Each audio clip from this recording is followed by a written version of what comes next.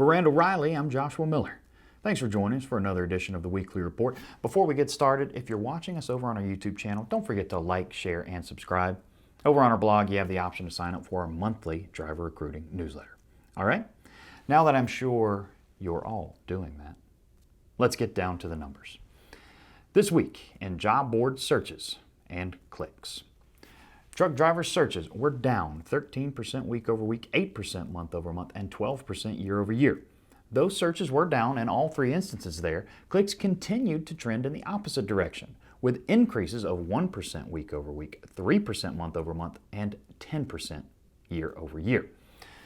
Searches dipped after that pretty sizable increase we saw on the previous report, but clicks continued to climb upward. We also once again saw clicks increase on postings for experienced company and team drivers, while they decreased for owner-operator and inexperienced or trainee posts. This week in freight, load postings rose by 19% week over week, and with that, each of the three major segments saw gains. Dry van was up 29%, refrigerated 27%, and flatbed rose by 11% week over week. However, even with these positive gains, the load volume was still 15% below what we were seeing in late June. And speaking of 15%, that's exactly how much truck availability increased week over week. We saw availability rise for all three segments here as well. Dry van increased by 27%, refrigerated 21%, and flatbed was up by 15% week over week. The overall ratio of loads to trucks rose slightly here, but it remains lower than the levels we've seen throughout most of 2021. Spot rates dipped by 8 cents per mile, with all three segments declining. Dry van rates dropped by 4 cents, as did refrigerated, and flatbed fell by 9 cents week over week. And now for our story of the week.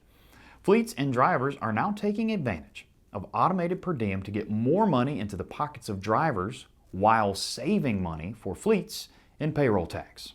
How? Well, everybody put on your accountant hats here and I'll break it down. Motor carriers are able to allocate $66 per day to a per diem, which amounts to $300 to $400 of income each week, shifting over to the tax-free column.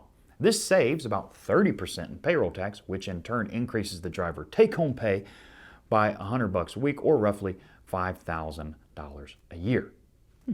Without a per diem program, motor carriers would have to increase a driver's pay $8,500 a year to actually get that same $5,000 into the driver's bank account. So, giving a per diem saves motor carriers a pretty sizable chunk of cash by reducing the amount needed to match state and federal payroll tax.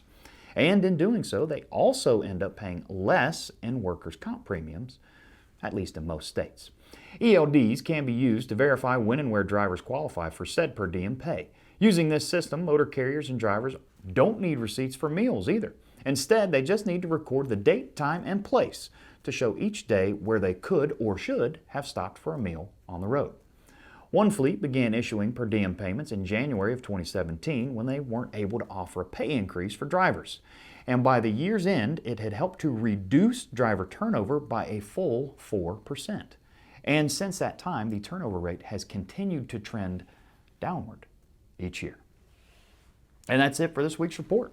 Come back and see us next Wednesday morning for an all-new report with the latest recruiting data and a new story of the week. Until then, have a great week, everybody.